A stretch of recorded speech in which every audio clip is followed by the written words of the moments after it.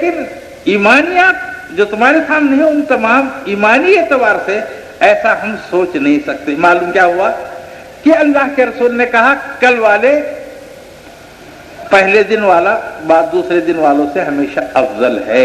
جب معلوم ہوا تو ہمارے اب ایمان میں یہ داخل ہونا چاہیے کہ پہلے والے ہم سے افضل ہیں، یہ ہمارے ایمان میں داخل ہونا چاہیے۔ اگر یہ ایمان میں داخل نہیں ہے تو اعمال کی کثرت نہیں ہے، ایمان میں کمی ہے۔ یہ سمجھ میں آئی نا بات؟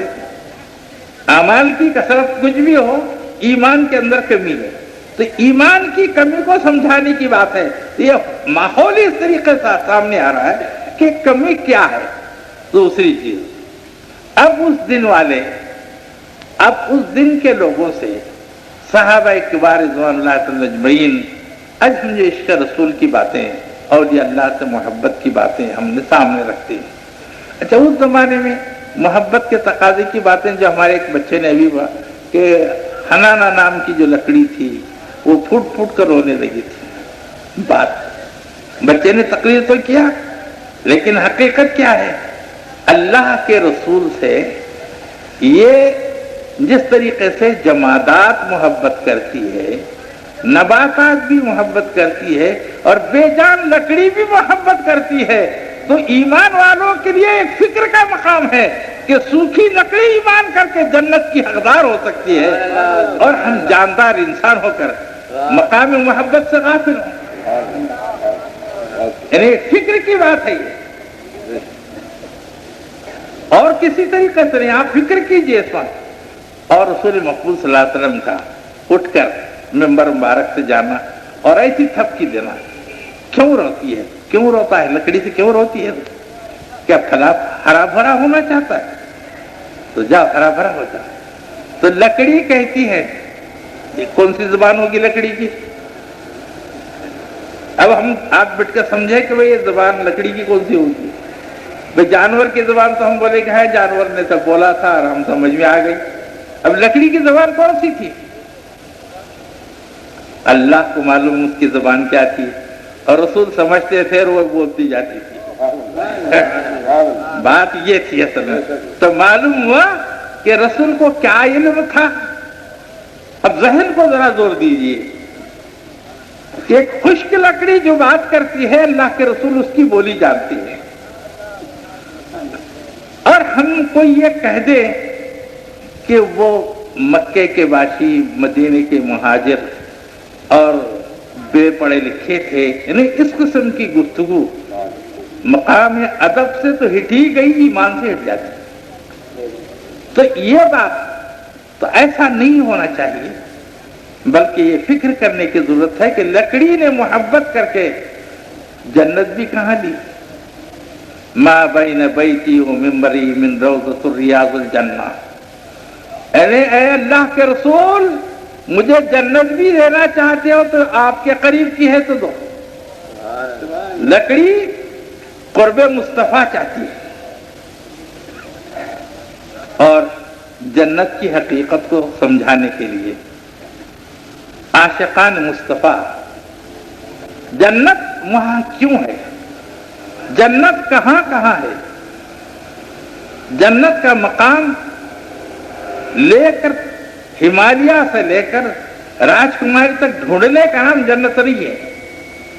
جنت آپ کو گھر میں دی گئی ہے جو تمہاری ماں ہے، اس کے قدموں کے نیچے رکھی گئی ہے، اس کی خدمت پر، اور ایسی ویسی نہیں، میری اور آپ کی تکرار لفظی نہیں ہے، تعویل نہیں ہے۔ اللہ تعالیٰ کا فرمان ہے لا تعبدون الا اللہ وبالوالدین احسانا۔ اللہ کی عبادت کے بعد تم کو حکم دیا جاتا ہے کہ تم ماں باپ کے سامنے جھک جاؤ، ایسے جھک جاؤ، ایسے جھک جاؤ، ایسے جھک جاؤ، ایسے جھک جاؤ کہ گال ان کے قدموں کے پاس ٹک جائے۔ تو یہ ماں کا مقام سمجھا کر وہاں جنت ہے، باقی جگہ نہیں۔ ہماری تلاش تو یہ پہاڑ سے وہ پہاڑ تک ہے، یورپ، افریقہ، مختلف بر اعظموں میں ہم جنت تلاش کرتے ہیں، نہیں، یہ یہاں ماں کے پاؤں کے قریب جنت رکھی گئی۔ دوسرا، اور کہاں رکھے گی؟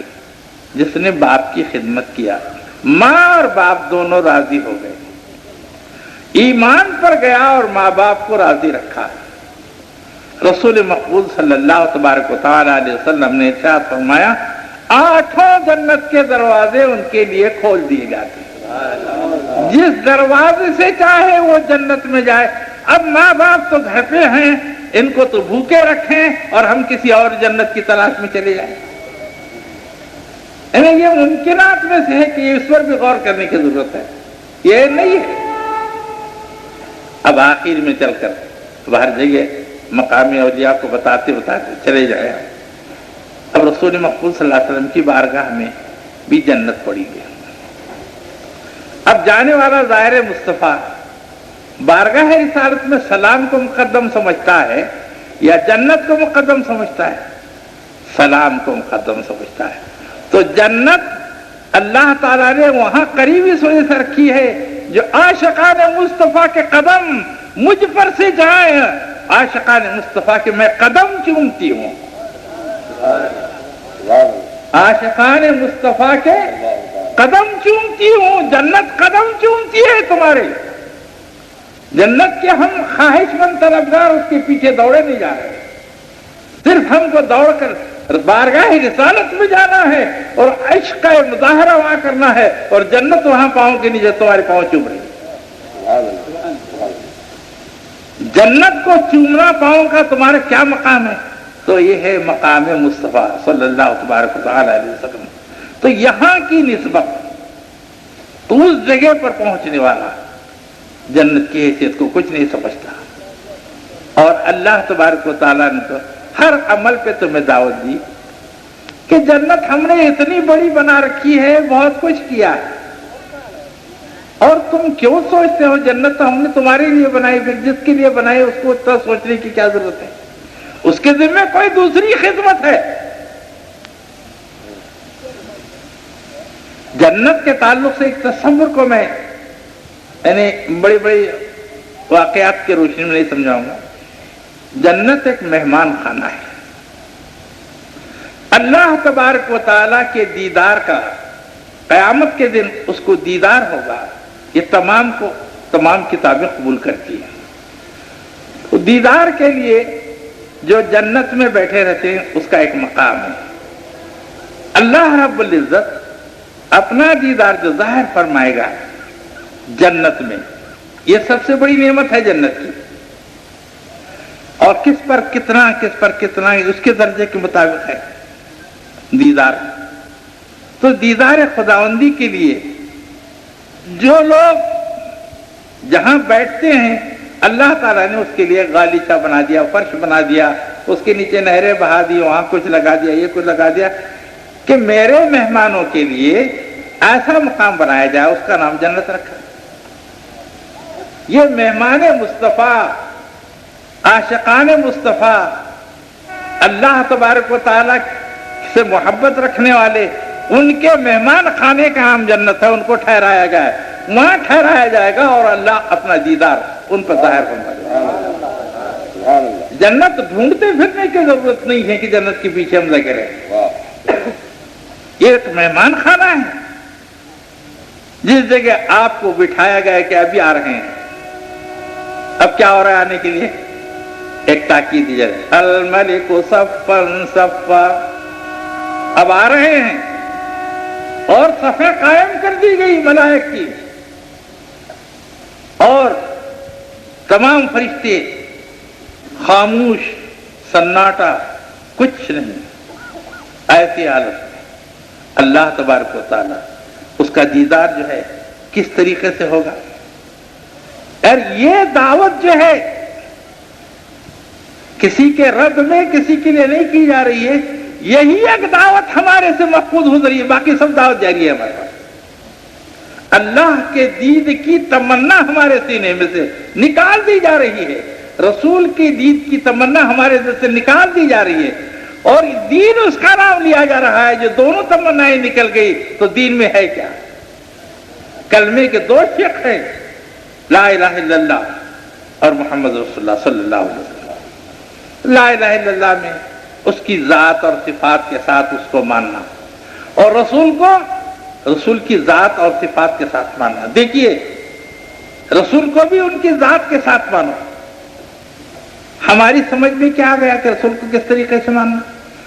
دائی حلیمہ کے گود میں پلے، بیوی آمنہ کے بطن سے ظاہر ہوئے، اور حضرت عبداللہ کے صاحبزادے، اور رشتے بھی تم لگا سکتے ہیں۔ اس رشتے کے ساتھ رسول پر ایمان لانے کی ضرورت نہیں ہے، کیونکہ رسول مقبول صلی اللہ علیہ وسلم سے رشتے جوڑ کر ایمان نہیں لایا جا سکتا۔ وہ اللہ کے رسول ہیں، اللہ کے رسول ہیں، یہ رشتے سے آپ بات کیجئے۔ کوئی ایسا نہیں ہے کہ جو رسول سے باپ کا بھائی کا ایسا رشتہ نہ کرے۔ رسول جس کو چاہے میرے بھائی کہے، یہ بھی میری اہل بیت کہے، رسول کا حق ہے، ہم کو کوئی حق نہیں پہنچتا۔ یہ نسبت جو ہے ظاہری ہم جوڑ نہیں سکتے، کیوں کہ اللہ تبارک و تعالیٰ نے کہا کہ ایسا نہیں ہے، آپ کی ذات خاص ہے اور تمام نے قبول کیا ہے۔ اب اس پر غیر مقلدین نے لکھا ہے اولہ القلم، پہلے قلم پیدا ہوئی، لکھا ہے اپنی کتابوں میں قلم پیدا ہوئی، تو قلم پیدا نہیں ہوئی، قلم کو شہادت کے لیے بلایا گیا۔ اے قلم تو لکھ، اکتب، اس کے لیے کہا جا رہا ہے لکھ۔ کیا لکھوں؟ اشہد ان لا الہ الا اللہ، اور پھر لکھ، کیا لکھوں؟ اشہد ان محمد رسول اللہ۔ معلوم ہوا کہ قلم کو دونوں شہادتیں دے کر اس کو مسلمان بنایا جا رہا ہے۔ یوں کہ تو ہماری اور آپ کی زبان میں ایسا بھی تسلیم کرے تو جو اول قلم کی طرف جاتے ہیں ان کی بات اپنے نزدیک چھوڑ دیے۔ یہ میری گفتگو دوسرے انداز کی نہیں، مجھے اتنا ہی بتانا تھا کہ رسول مقبول صلی اللہ تبارک و تعالی وسلم کی ذات مبارکہ کیا ہے۔ حضرت نسبت ہماری یہاں سے حضرت رسول سے پوچھے کہ آپ کی تعلق سے کچھ گمان لوگوں میں پیدا ہو رہا ہے، تو رسول پر اللہ تبارک و تعالی کی ذات، اللہ کے رسول کی پر بات منکشف ہے۔ ان کا انی رسول اللہ ہے۔ اللہ تبارک و تعالی نے آپ کو کیسا ظاہر فرمایا ہے اس انداز کو بیان فرماتے رسول، انی رسول اللہ، میں اللہ کا رسول، اور رسولوں کا خاتم بھی ہوں۔ معلوم ہوگا اس زمانے میں رسول اللہ علیہ وسلم کو کہ نبوت کے دعوے دار بھی کچھ پیدا ہوں گے۔ ختم نبوت کے دعوے کو بھی کچھ لوگ پیدا۔ میں اڑیسہ کے کچھ علاقے میں گیا تو وہاں تشریح و ذلی نبی کا ماننے کا بڑا زور ہے۔ عموماً احمدیہ فرقہ، قادیانی فرقہ اس کو لے چلتا ہے کہ ذلی و تشریح نبی، اور اسی کو مولوی قاسم نے بھی اپنی کچھ کتاب میں بھی لکھ چکے ہیں، تو وہ اسے گفتگو ان کی رد نہیں ہے، کچھ نہیں کرنا ہے، بلکہ رسول نے خود کہا ہے کہ میں خاتم النبی ہوں، بس ختم ہو گئی، مجھے اتنی بات کرنا ہے، آگے گفتگو کرنا ہے۔ کیوں؟ جس وقت آدم علیہ السلام، آدم المنجد فی تینی، آدم علیہ السلام گارے میں تھے یا گارا بھی گودا نہیں گیا تھا، تب بھی میں رسول تھا اور رسولوں کا خاتم تھا۔ یعنی اب رسول کو پیدا ہونا کہاں سے ہم کو گننا چاہیے؟ وہاں سے گننا چاہیے، نہیں کہ یہاں نہیں گننا چاہیے۔ آپ یہاں ہیں، یہاں نہیں، پھر رسول مقبول صلی اللہ تبارک و تعالی کی زبان مبارک سے نکالا، میں اللہ کا نور ہوں، میں اللہ کا نور ہوں۔ بات سمجھ میں آ گئی؟ یہ ذات ہے، ایمان لاؤ ایسا کہ ذات۔ اب صفات میں سراج بھی ہیں، منیر بھی ہیں، بشر بھی ہیں، تو ہماری ذہن میں ایک صفت بشریت اتنا اب دماغ میں بٹھا دی گئی ہے کہ تمام صفات میں سے ایک صفت ہی کو ہم نے پکڑ لیا، کیونکہ اس میں کچھ اناث اور کچھ پوشیدہ بات ہے، تو ایسا نہیں ہے۔ تو جیسا کہ ایمان رسول پر، اللہ پر لاتے ہو ذات اور صفات کے ساتھ، اسی طریقے سے رسول کی ذات اور صفات کے ساتھ رسول کو ایمان لائیں گے۔ کلمہ محمد رسول اللہ صلی اللہ علیہ وسلم نامکمل ہے۔ جب دونوں چیزیں کلمے کی نہیں ہیں، توحید میں